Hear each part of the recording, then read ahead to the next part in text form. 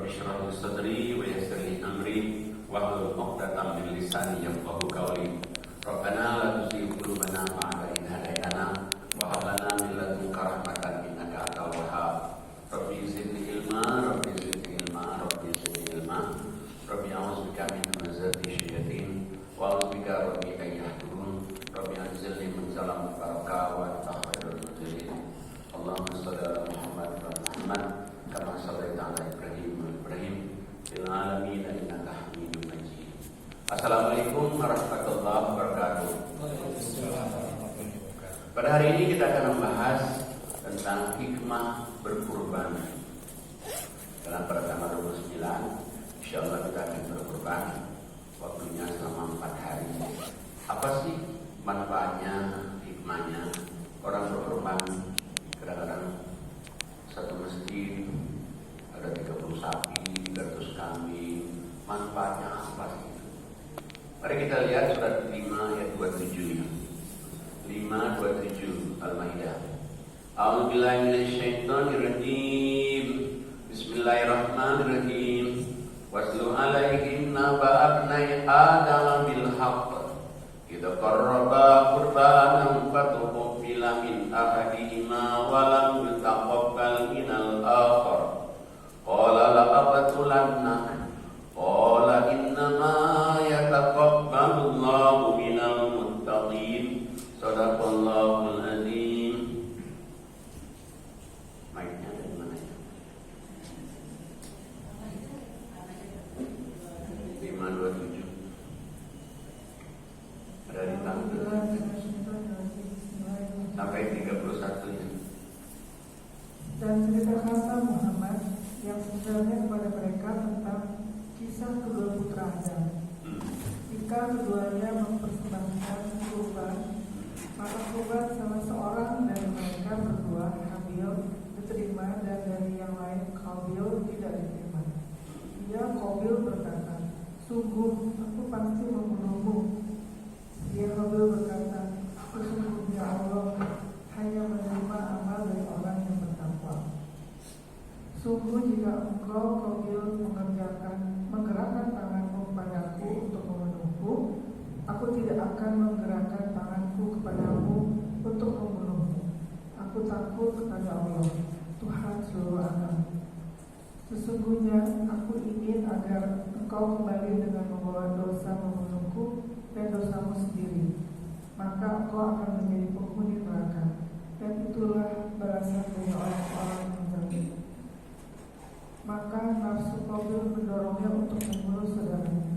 Kemudian dia pun benar-benar membunuhnya. Maka jadilah dia termasuk orang yang rugi. Kemudian Allah mengutus seekor burung gagak menggali tanah untuk diperlihatkan kepada Qabil bagaimana dia seharusnya mengumpulkan mayat saudaranya.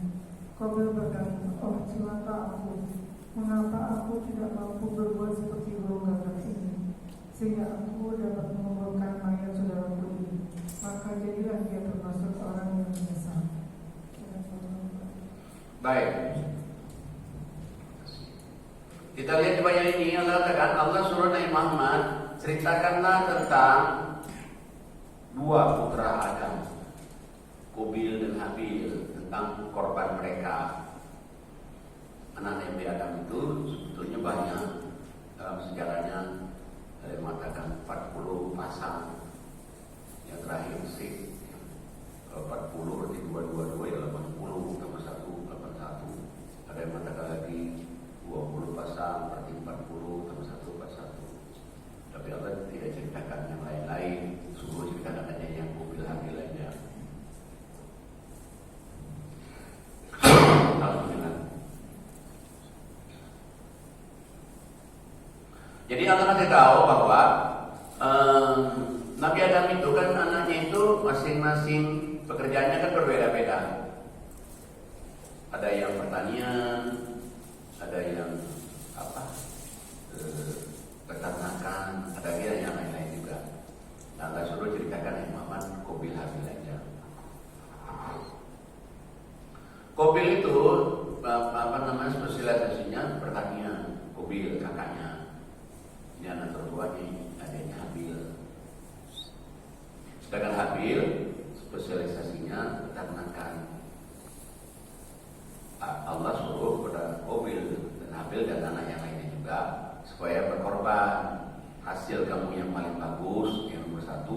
korbankan. Cara korbannya, kamu taruh tuh hasil yang paling bagus itu di bukit itu. Nah, Qabil dilaksanakan perintah ayahnya, tapi dia tidak sesuai. Dilaksanakan tapi tidak sesuai dengan petunjuknya. Disuruh yang paling baik, Qabil itu yang kawi-kawi. Jadi hasil gandum yang nomor 2, nomor 3, ya misalnya hasil buah-buahan yang nomor 3, nomor 4, nggak mau ya. Dia nggak mau mengeluarkan yang nomor 1. Sedikit agak susah dia keluarkan. Nah sementara Habil dia perintahkan sesuai dengan perintah bapaknya. Bapaknya kan dari Allah, Nabi itu. Pokoknya dia hasil ternaknya yang domba yang paling bagus dikorbankan di bukit itu. Yang gak lama kemudian begitu ditaruh, kayak ada sinar yang menangkapnya. Sementara Qabil korbannya itu berhari-hari, berminggu-minggu, berbulan-bulan. Jadi gandumnya, terus buah-buahan yang lain itu kayaknya kering aja, gak ada yang nangkapnya. Nah berarti korban Qabil gak diterima karena dia bukan yang diharapkan oleh Allah yang lewat bapaknya itu yang nomor 1, bukan yang nomor 2. Habil sesuai perintahnya. Maka dia begitu ditaruh kayak ada yang nangkapnya, kayak sinar seret. Nah dari korban diterima nggak diterima ini ceritanya jadi panjang. Sifatnya Qabil itu gak bagus, udah iri, udah dengki, hasut, arogan.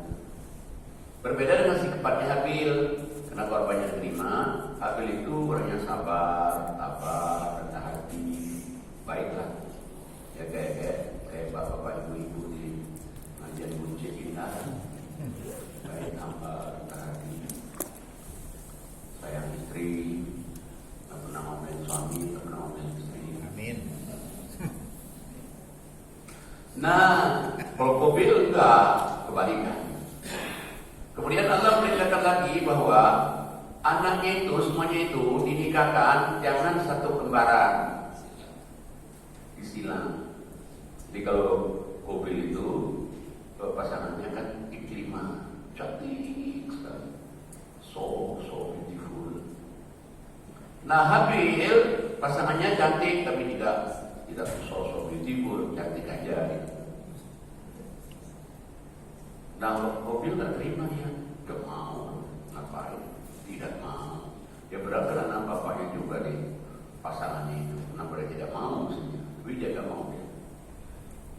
Dia kayaknya dendam sama Habil. Dendam. Kayaknya dia gak bagus sama Habil. Habil padahal dia lebih kekal sebenarnya Habil itu. Tapi Habil itu dia udah bilang, itu Qabil kakakku.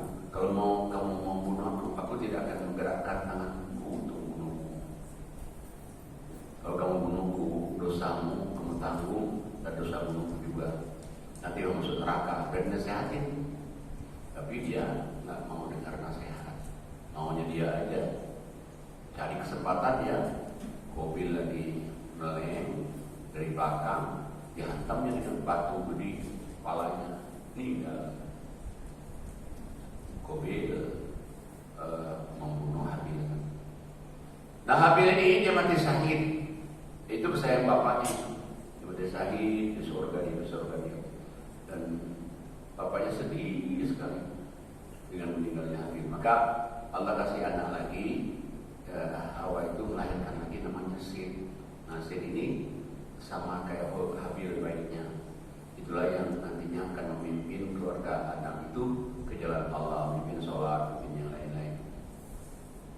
Nah sementara Qabil, jadi akhirnya kehidupan Qabil itu jadi gak karu-karuan. Jadi dia melayap di mana-mana. Dia bawain ke jenazah adiknya itu. Mengarah ke bukit ini, lembah bukit ini, lembah bukit itu. Bingung juga dia.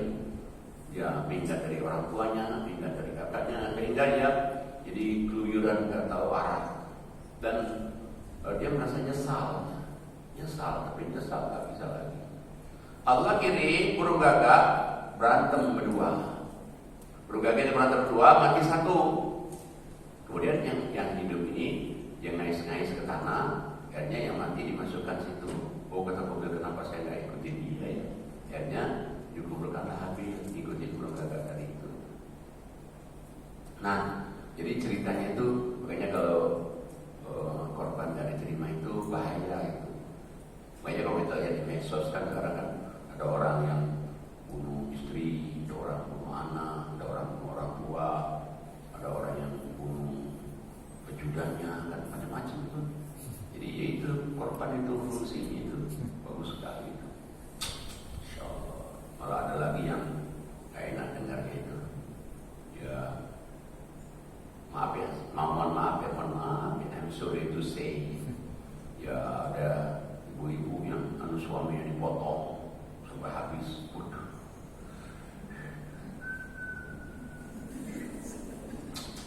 Ya itu kayaknya gara-gara korban ini penting sekali itu.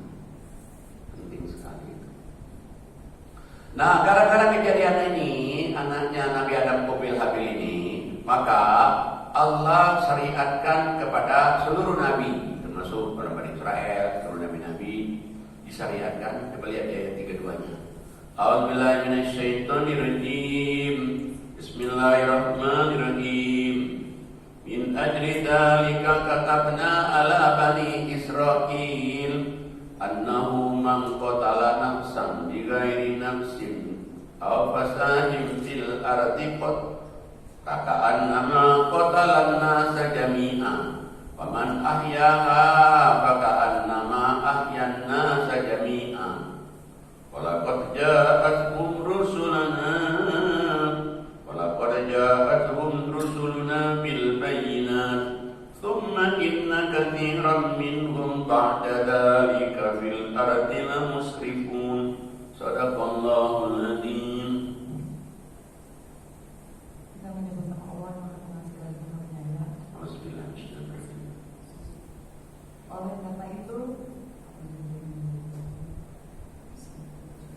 Oleh karena itu kami tetapkan suatu hukum bagi Bani Israil bahwa barang siapa membunuh seseorang bukan karena orang itu membunuh orang lain atau bukan karena berbuat kerusakan di bumi, maka seakan-akan dia telah membunuh semua manusia. Barang siapa memelihara kehidupan seorang manusia, maka seakan-akan dia telah memelihara kehidupan semua manusia. Sesungguhnya Rasul kami telah datang kepada mereka dengan membawa keterangan-keterangan yang jelas. Tetapi kemudian banyak di antara mereka setelah itu melampaui batas di bumi. Jadi ayatnya maka Allah perintahkan kepada seluruh nabi termasuk Bani Israel, nabi-nabi di Bani Israel, hukum sesungguhnya siapa orang yang membunuh orang bukan karena orang itu membunuh orang lain, bukan karena ada orang itu berbuat kerusakan di muka bumi, maka dosanya sama dengan membunuh manusia seluruh dunia. Jadi kalau isi dunia ini 6 miliar, satu orang pun orang yang bersalah itu sama dengan dosanya membunuh manusia 6 miliar. Kalau 6 orang berarti 6 kali 6 membunuh orang 36 miliar. Kayak jadi keriting kan. 3 bulan lalu kan jadi keriting. Nah, jadi katakan kami utus Rasul itu berlaku itu sampai sekarang. Di Injil ada, di Taurat ada, di Quran ada.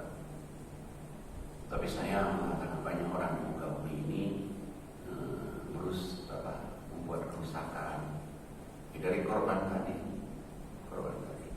Makanya kalau kita lihat korban itu sudah penting sekali. Tapi usahakan kalau kita korban itu yang paling baik semampu kita. Ya kalau kita mampunya kambing paling bagus. Kalau sapi ya sapi, diusahakan paling bagus semampu kita.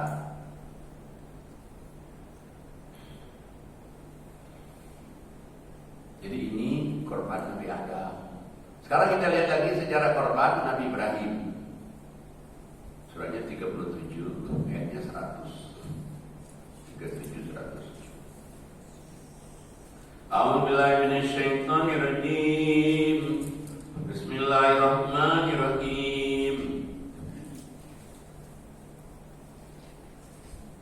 Rabbi habli minas shalihin Fabasyarnahu bigulamin halim.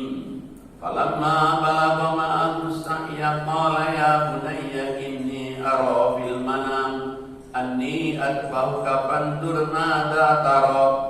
Qala ya abati if'al ma tu'mar satajiduni insyaallahu minas sabirin. Sadaqallahul azim.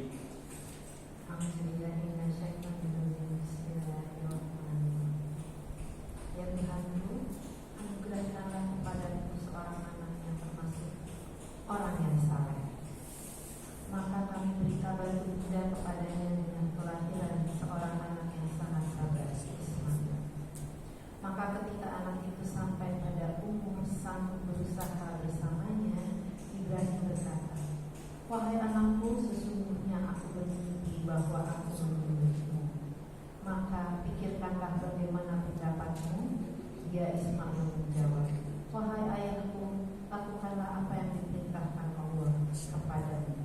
Insya Allah kau akan mendapat itu termasuk orang yang sabar. Ya, surat 37 ayat 100. Ini doa Ibrahim. Begitu dia nikah, Ibrahim itu berdoa, Rabbi habli minas sholihin. Ya Allah, berilah aku anak yang soleh. Begitu dia nikah sama Siti Sarah. Tapi sudah nikah sekian tahun, Siti Sarah juga ada tua, gak kunjung tiba. Rupanya sementara dikatakan Sarah itu mandul, gak bisa melahirkan. Makanya Nabi Ibrahim minta izin sama Sarah, Roh, gimana kalau abang menikah lagi? Gak bisa, no way, no way. Kecuali kalau orangnya dari aku. Bukan disodorkanlah Siti Hajar. Ya kata Nabi Ibrahim, terserah mami, hanya nggak apa-apa juga sih, katanya Siti Hajar. Ya dia nikah Siti Hajar. Akur nih, akur baik, akur kerjasama yang baik. Begitu hamil Siti Hajar, mulai berkicau pagi, berkicau malam. Waduh, lah hamilnya makin gede, udah istri berkicau terus, bingung juga Nabi Ibrahim gimana nih ngadepin ini. Maka Allah ilhamkan Siti Hajar itu diungsikan ke lembah Baka, diungsikan. Ada yang duduk aja, dibuang ya Pak, bukan, diungsikan. Beribuan ke kasar bener kan? Enggak, diungsikan aja lembah Baka. Ya tapi kan ngantarin dari, karena Ibrahim itu adanya di Yerusalem, tepatnya di kota Hebron. Kalau orang Palestina ngomongnya bukan Hebron, Al-Khalil. Tempat kuburan Nabi Ibrahim itu 40 km dari Yerusalem. Dia mau ke Mekah itu. Bro, kita dari Jeddah ke Aman aja lebih kurang 1 jam naik pesawat. Tambah lagi Aman, Yerusalem, itu aja 1,5 jam lebih. Jadi nggak pakai onta, mobil nggak ada, pesawat nggak ada. 40 hari perjalanan, bawa istri hamil, bawa ke lembah Baka. Bawa ke lembah Baka, akhirnya di Kota Tarulah sampai di Mekah sekarang ini. Tapi belum ada Ka'bahnya, belum ada air zam-zamnya. Ditaruh aja di sini.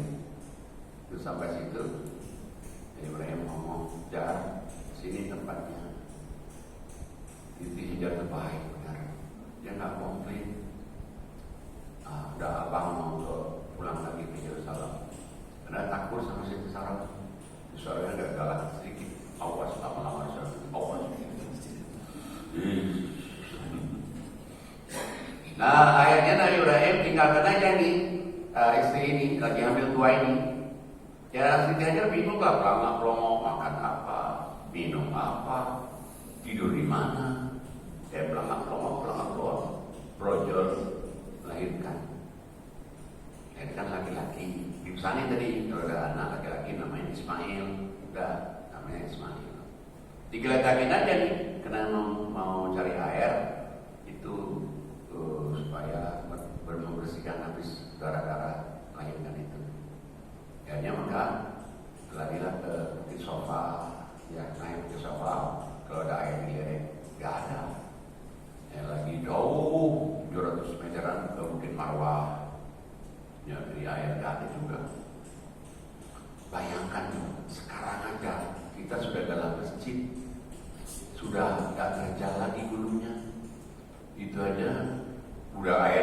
diri ada. Asik juga. Kadang-kadang kalau bimbing umroh itu tahan kata ibu-ibu. Berapa lagi tahan? Sebentar tante, 2 lagi. Padahal sebenarnya kita juga ngurus Ustaz juga, cuma nggak enak terus terang aja. Nanti dia tak mau masuk Ustaz lagi kalau kita bilang begitu. Ya itu jauh itu. Ya berarti kalau 700 kali 7 per 9 berarti 5 kilo kan jalan. Sekarang aja kita udah masuk sampah gitu. Nah itulah nasibnya Siti Hajar itu. Tapi dia sama sekali nggak komplain sama Nabi Ibrahim.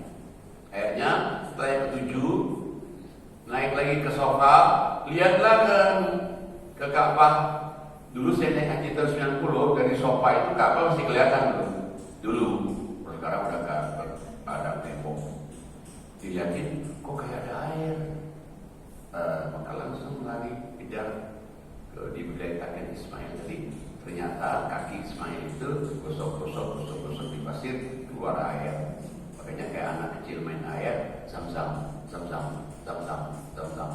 Ini namanya air zam-zam. Nah air ini gede, makin gede. Ya, akhirnya kan di padang pasir ada air itu kan ada kehidupan nantinya itu. Jadi dia besarkan Ismail di situ. Nah dengan adanya air ini, akhirnya berdagang dari Yerusalem ke Madinah.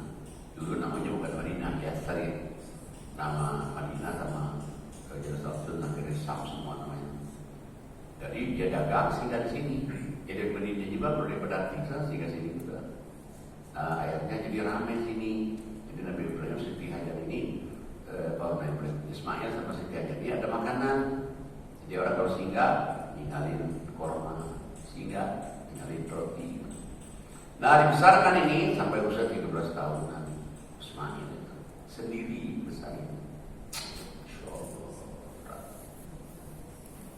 Nah pedagang ini ada cerita-cerita di Yerusalem. Ibrahim lagi di situ. Ceritanya apa? Kita enak loh kalau kita ke Madinah sehingga di Lembah Bakah itu airnya jernih, airnya bagus, dijaga oleh emak-emak setengah tua baik sekali. Anak-anak juga pintar, lucu, baik. Ibrahim dengan jangan-jangan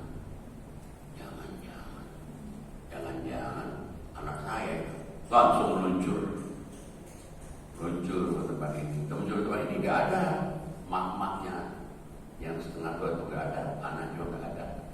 Ada air zam-zamnya ada. Kayaknya nyari dia muter. Subhanallah, alhamdulillah, walaikumsalam. Subhanallah, alhamdulillah. Makanya jadi tawaf. Kayaknya kalau orang haji, umroh kan sudah dikatakan nampak tilas Nabi Ibrahim itu benar. Nah akhirnya kita nggak ada, terus saya keliling lagi, makin jauh lagi, ketemulah di Padang Arafah siang hari. Kayaknya orang hukum itu mulainya di siang hari.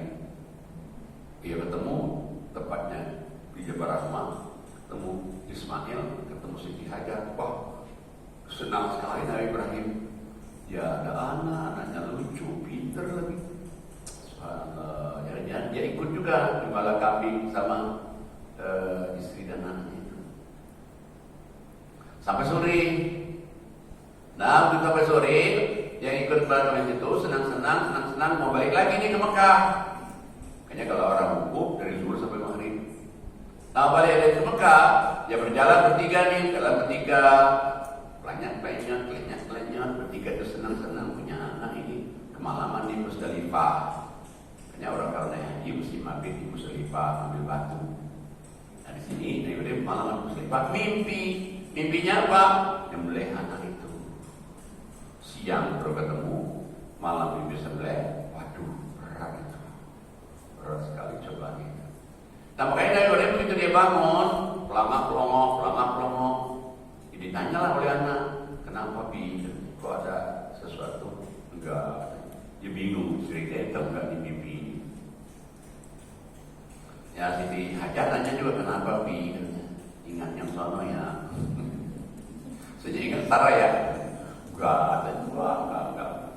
Kayaknya udah takut ditanya lagi kenapa. Terus terang, aku tuh mimpi nyembelih kamu Ismail. Gimana pendapatmu? Kaget dari Ibrahim. Jawaban Ismail itu, laksanakan Abi. Insya Allah menjadi orang sabar. Didorong lagi oleh Ismail, oleh Siti Hajar, laksanakan Bi. Insya Allah menjadi orang sabar.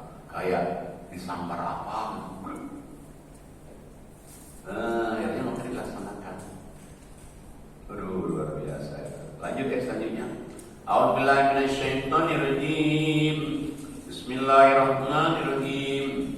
Falamma aslama wa tallahu lil jabin wa nadainahu ayya Ibrahim qad saddaqta ru'ya inna kadzalika najzil muhsinin inna hadza lahuwal balagul mubin sadaqallahul adzim.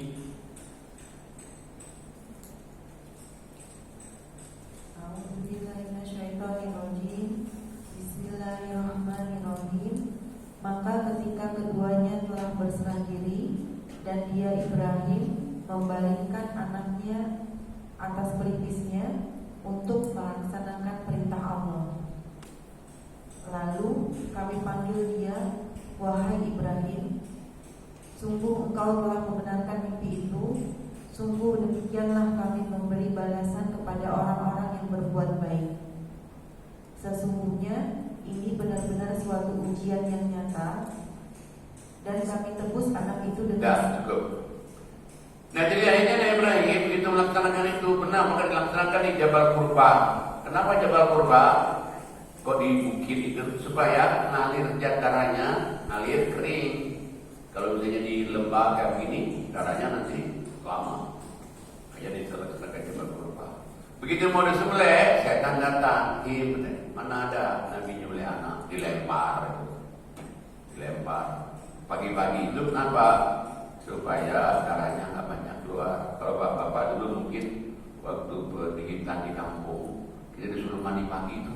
Mandi pagi, pagi-pagi berenang air dulu, baru dihitan. Supaya darahnya nggak keluar kan? Darahnya keluar, nggak banyak keluar. Nah ini juga saya perlu pagi-pagi itu supaya darahnya keluar. Tapi setan datang, dilempar, dikejar setan. Dan Ibrahim besok kita jangan pagi, udah ketahuan nih setannya. Siang hari, siang hari Bismillah lompat langsung lagi ke setan. Anak lu bukan anakku, lu yang rugi, dilempar lagi. Makanya orang melontar. Yang pertama, yang kedua hari siang, bukannya pagi. Siang. Tapi kalau kita orang Indonesia bahaya, jangan. Karena itu orang yang Mesir apa gitu, bahaya. Kalau sekarang disebutnya nggak begitu bahaya kalau sekarang. Kenapa? Karena tinggal tembok, jalan tembok itu enak sekarang. Kalau dulu yang masih kayak monumen satu itu bingung, dari sini orang melontar, sini melontar, kedekatan nanti orang melontar, ibu-ibu melontar nggak nyampe kena kita, kedekat juga sih dari sana kenain kita, hanya sering dulu kadang-kadang orang kena kepala, kena apa. Nah, kalau sekarang udah enak. Akhirnya nggak jadi lah, hari kedua, hari ketiga nggak jadi, hari keempat Bismillahirrahmanirrahim. Dipanggil oleh Allah. Hei Ibrahim, kamu telah melaksanakan mimpi itu. Akan kamu balas kamu karena kamu berbuat baik. Ini memang ujian yang paling berat bagi Nabi Ibrahim. Ya, ujian berat lah, boleh anak. Nggak ada Nabi ujian kayak begitu. Nabi Ibrahim, Masya Allah. Nah, tapi hadiahnya ke Nabi Ibrahim banyak sekali dengan dia berkorbankan anaknya. Kayaknya kalau kita berkorban itu sudah banyak lagi kepada kita itu. Banyak sekali. Coba kita lihat ayat selanjutnya. A'udzubillahi minasyaitonirrajim. Bismillahirrahmanirrahim. Wa fadainahu bidzibhin adzim. Wa tarakna alaihi fil akhirin. Salamun ala Ibrahim. Salamun ala Ibrahim. Kadzalika najzil muhsinin. Innahu min ibadinal mu'minin. Wa basyarnahu bi Ishaq nabiyyan minas shalihin. Shadaqallahul adzim. Sampai 113.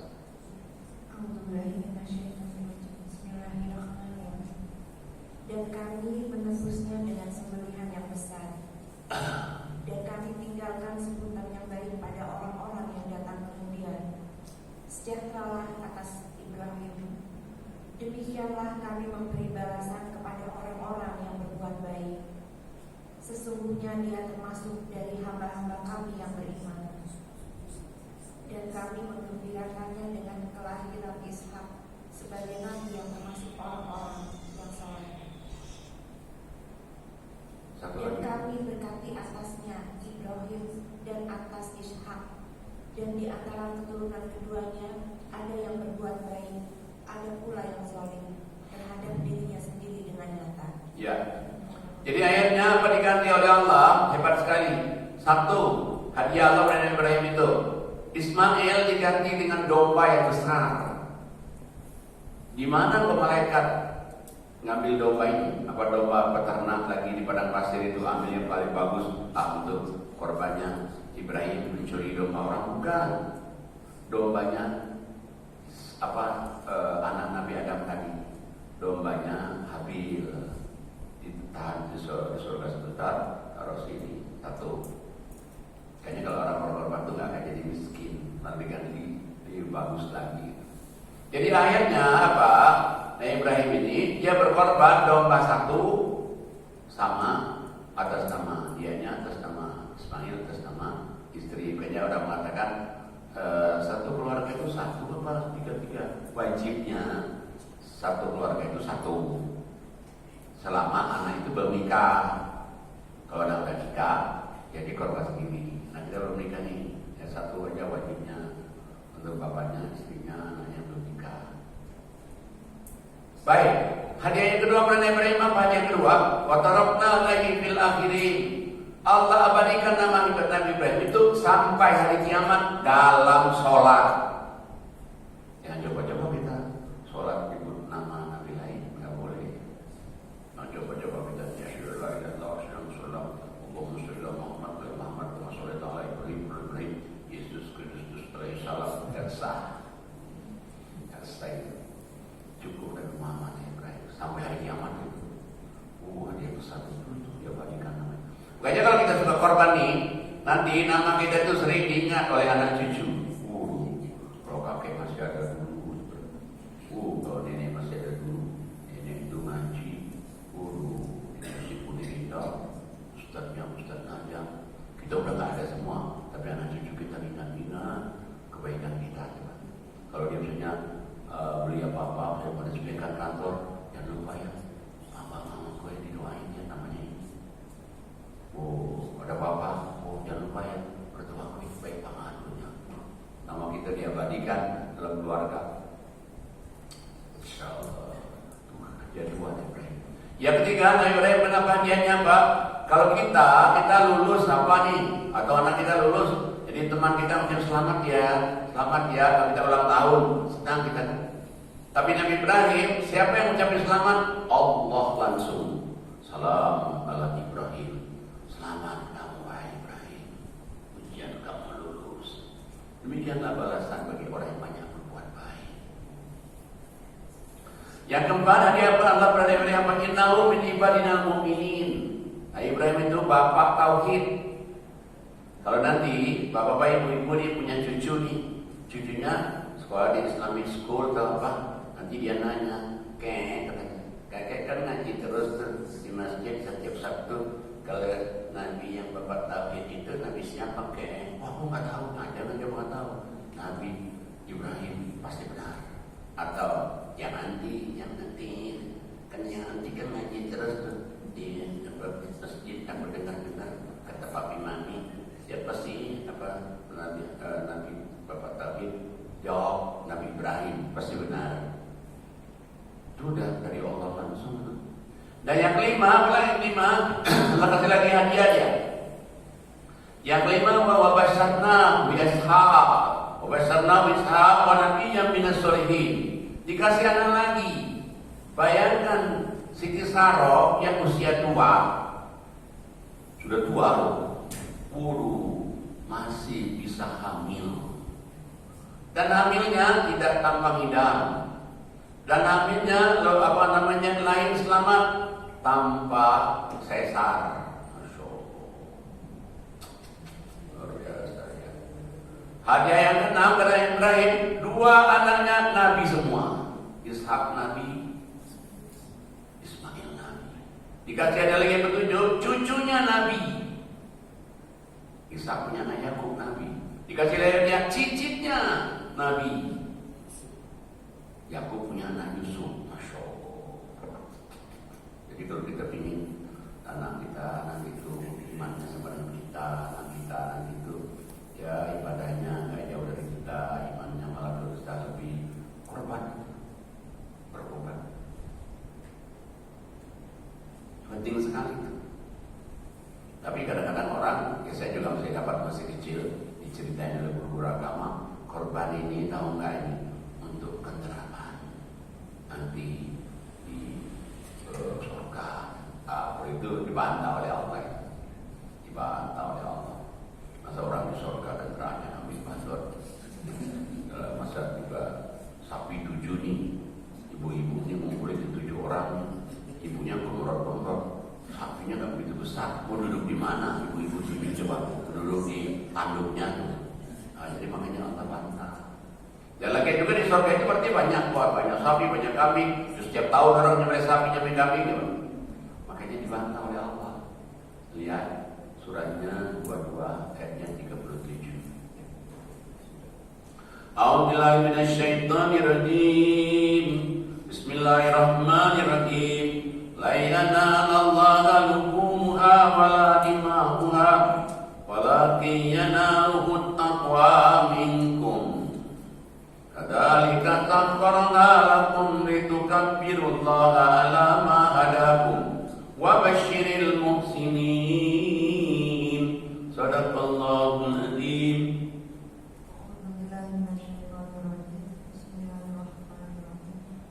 Daging hewan kurban dan darahnya itu sekali-sekali tidak akan sampai kepada Allah, tetapi yang sampai kepadanya adalah ketakwaan kamu.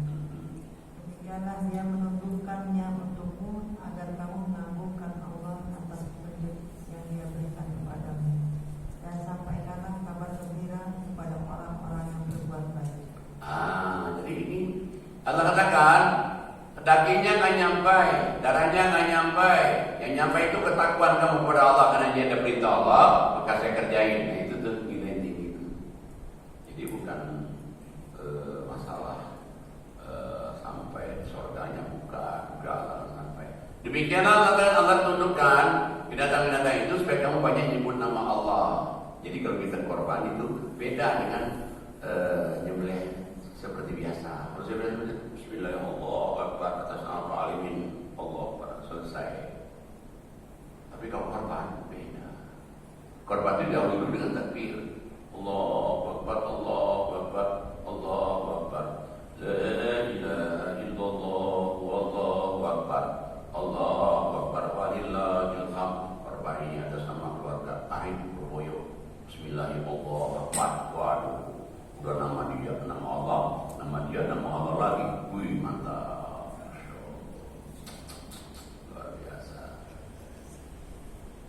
Nah, Allah ingin memberikan kabar gembira kepada kamu bagi orang yang berbuat baik, yang sering berkorban ini. Apa sih kabar gembiranya? Lihat ya selanjutnya. A'udzubillahi minasyaitonirrajim. Bismillahirrahmanirrahim. Innallaha yudafi'u 'anil ladzina amanu wa innallaha la yuhibbu kulla khawanin kafur. Shadaqallahul adzim.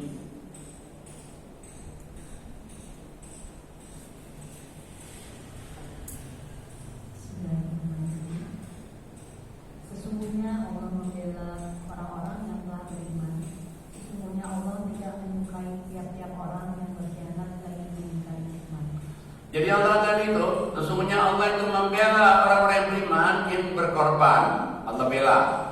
Artinya Allah bela begini. Jadi kalau ada orang menipu kita, Allah lindungi. Ada orang menjahatin anak kita, Allah lindungi.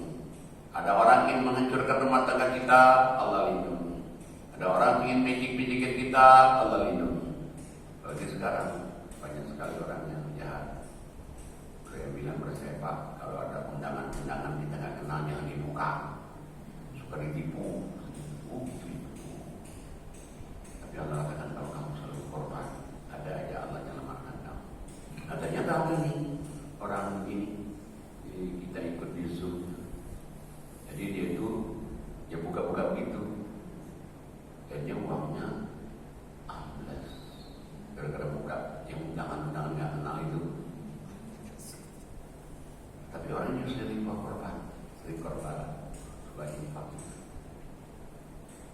Nah, akhirnya karena dia musibah ini, banknya malah sanggup.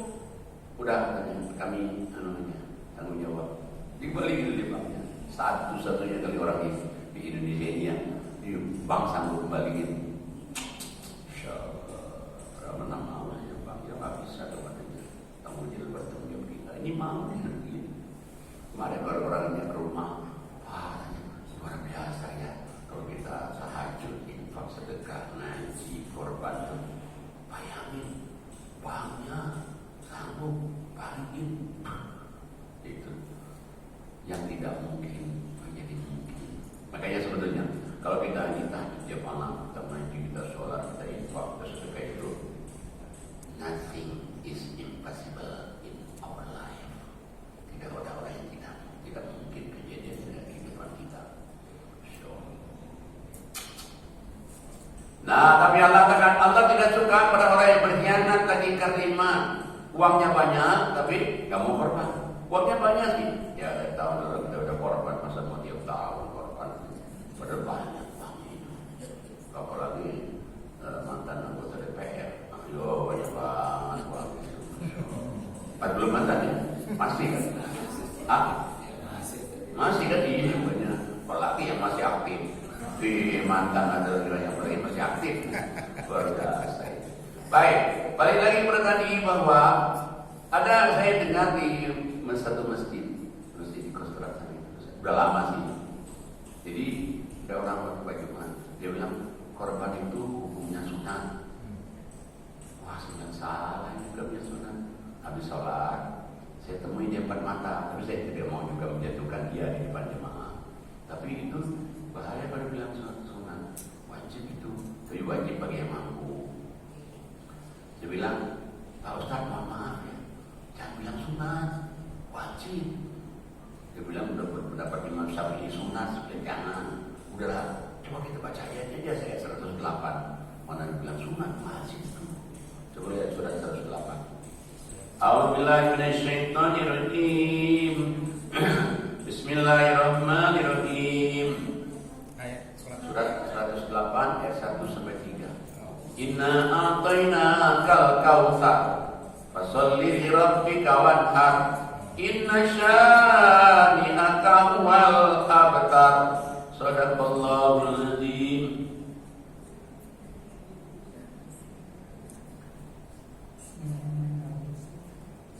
Kami telah memberimu nikmat yang banyak, maka laksanakanlah sholat karena Tuhanmu dan berkurbanlah pada ibadah dan menggunakan diri kepada Allah.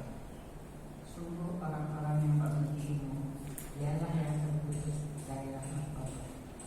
Jadi Allah tahan turunnya yang itu ke Nabi Muhammad.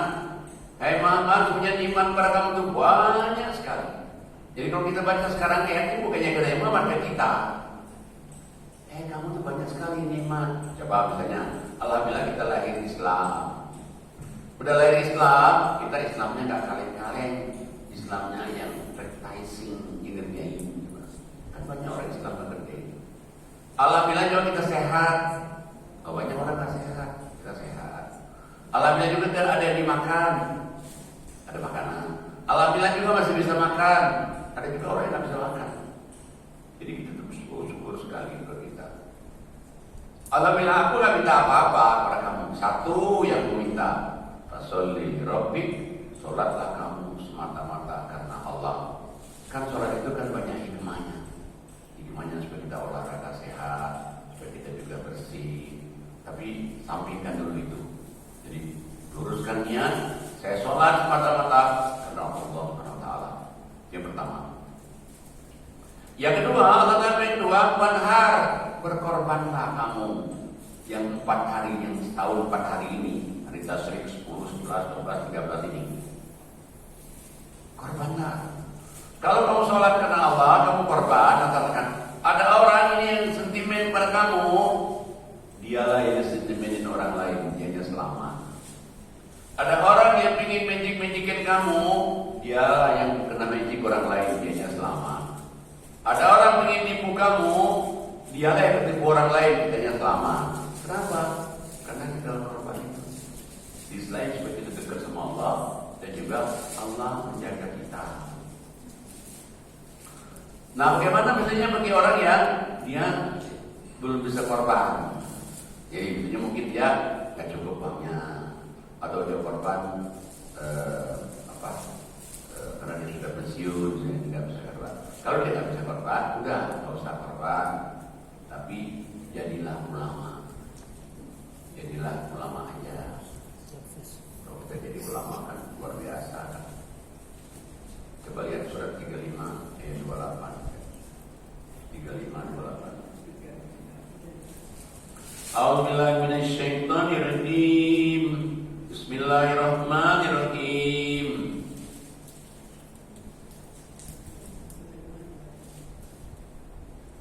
Wa minan nasi wad dawabi wal an'am mukhtalifun alwanuhu kadzalik innama yakhshallaha min ibadihil ulama innallaha azizun ghafur.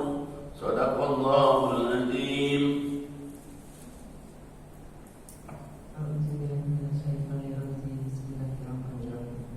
Dan demikian pula di antara makhluk bergerak dan bernyawa dan hewan-hewan ternak ada yang bermacam-macam namanya dan jenisnya. Di antara hamba-hamba Allah yang takut kepadanya hanyalah para ulama. Sungguh Allah Maha Perkasa, Maha Pengampun. Nah, jadi Allah katakan kamu udah jadilah ulama aja kalau kamu nggak bisa korban. Kenapa? Nah, Allah ciptakan makhluk Allah diciptakan besaran Allah itu Allah ciptakan manusia, benar. Allah ciptakan juga hewan binatang, ada yang melata, ada yang ternak, benar. Tapi Allah katakan jangan lupa loh, orang yang paling takut sama Allah itu adalah ulama. Allah Maha Tinggi, lagi Maha Pengampun sama para ulama itu. Masya Allah. Ulama, tapi menurut versi Allah, jangan ulama versi manusia. Kalau ulama versi manusia nggak masuk kita, nggak ada yang masuk kita sini. Ya, kalau versi manusia itu berat, harus pesantren 40 tahun, harus pernah tinggal di Mekah 30 tahun, harus bahasa Arabnya kayak makan kerupuk, harus uniformnya kayak gimana. Berat kalau syarat manusia. Tapi kalau syarat Allah, kalau ingin jadi ulama, enggak. Ada 3 aja kamu jadi ulama. Ada 3 ini. Apa 3 ini? Lihat ayat selanjutnya. A'udzubillahi minasyaitonir rajim. Bismillahirrahmanirrahim. Innal ladzina yatluna kitaballah wa aqamus shalah wa anfaqu mimma razaqnahum sirran wa alaniyah yarjuna tijaratan lan tamur liyuwaffiyahum ujurahum wa yazidahum min fadlih innahu ghafurun syakur. Shadaqallahul azim.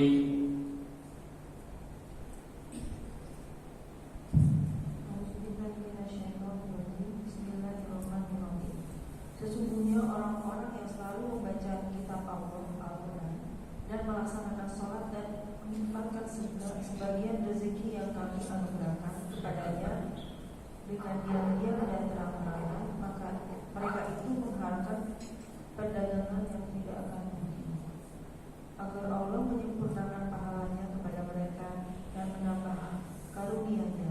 Sungguh Allah Maha Pengampun, Maha Mensyukuri. Allah katakan kalau kamu ingin jadi ulama itu 3 aja syaratnya. 1, baca Quran, ngaji Quran. Tapi jangan lupa lihat artinya. Dulu ya, saya masih di madrasah dulu.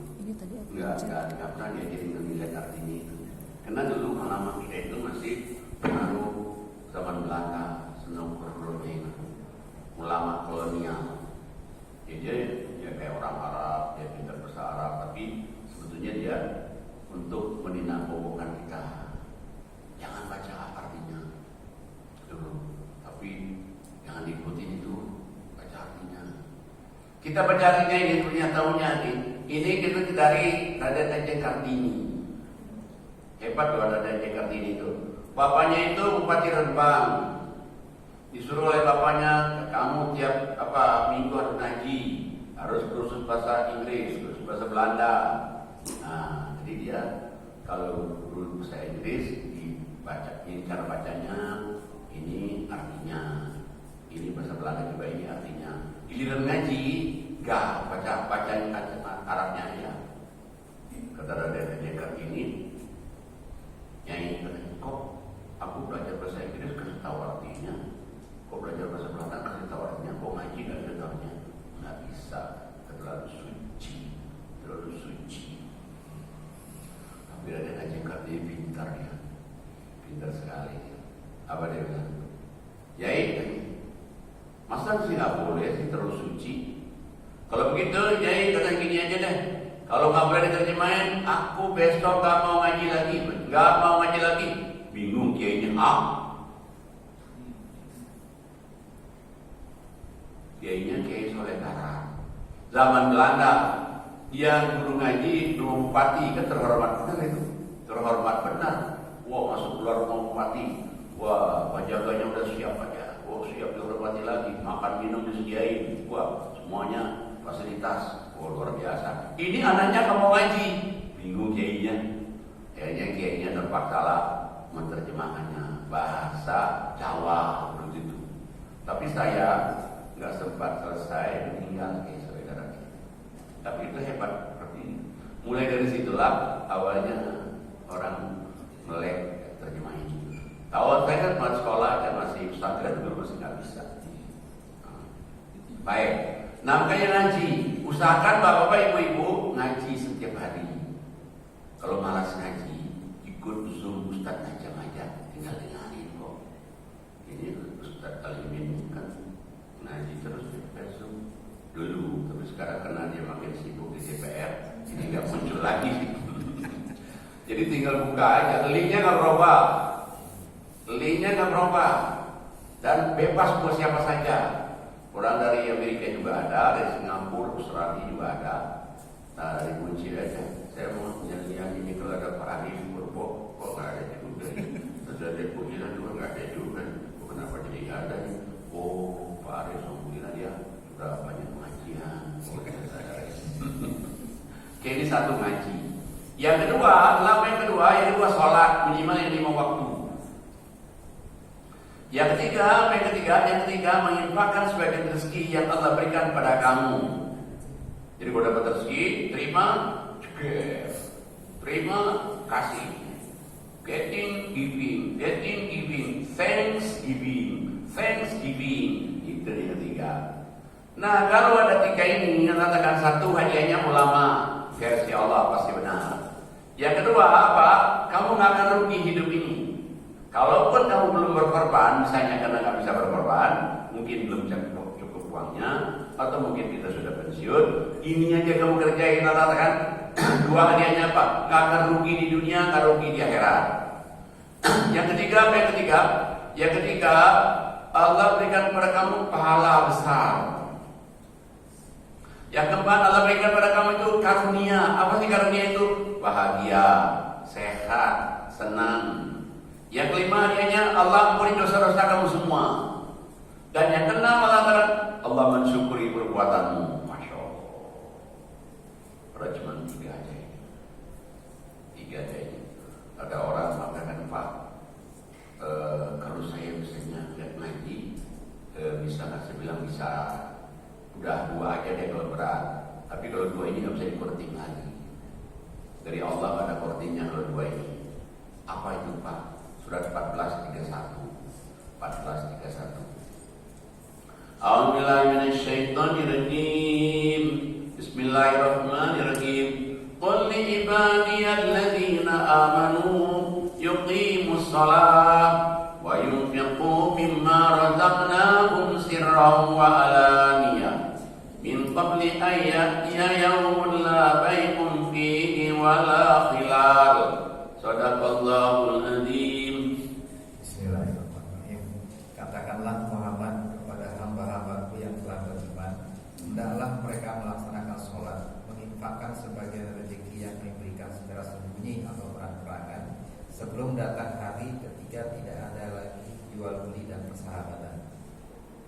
Jadi Allah katakanlah kepada orang yang mengatakan dirinya beriman. Jangan lupa ada dua. Satu, sholat. Yang kedua, menginfakkan sebagian rezeki yang diberikan pada kamu itu sebelum hari tidak ada jual beli lagi, hari tidak ada persahabatan lagi, hari tidak ada saling tolong lagi. Maksudnya Pak, sebelum mati. Soalnya kalau mati nanti hak kita itu bukan milik kita, milik ahli waris semua. Itu teman-teman di negara kita, baju kita aja dilepasin orang, hak ahli waris. Cincin kita, jam kita dilepasin, hak ahli waris. Rumah, mobil, hak ahli waris semua. Mana hak kita? Yang kita infakkan itu. Itulah hak kita sampai kita bawa di akhirat nanti. Yang lainnya aja Pak, peci aja nggak dibawa, peci nggak dibawa, cincin nggak dibawa, Pak. Cincin kawin nggak dibawa. Kata suaminya, mana cincin kawin mami itu? Aku simpan, aku biar kalau udah dengan mami, aku ya anaknya percaya aja. Belum 2 bulan, 3 bulan, cincin kawinnya udah dimasukin ke jari-jari yang lain. Pak. Mana milik kita lagi? Nggak ada milik kita lagi. Yang milik kita itu yang kita sedekahkan itulah. Nah, cuman betapa beratnya untuk orang karena orang nggak sadar kalau yang dibawa itu yang disedekahin itu. Nah, dua ini nggak bisa dikorting lagi. Mari kita lihat ayat yang terakhir, surat 8 ayatnya 3 dan 4. Surat 8 3 dan 4. A'udzubillahi minasyaitonir rajim. Bismillahirrahmanirrahim.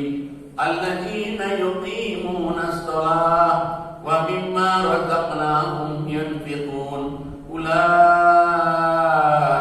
humul mu'minuna haqqan. Lahum darajatun inda rabbihim wa maghfiratun wa rizqun karim. Shadaqallahul adzim.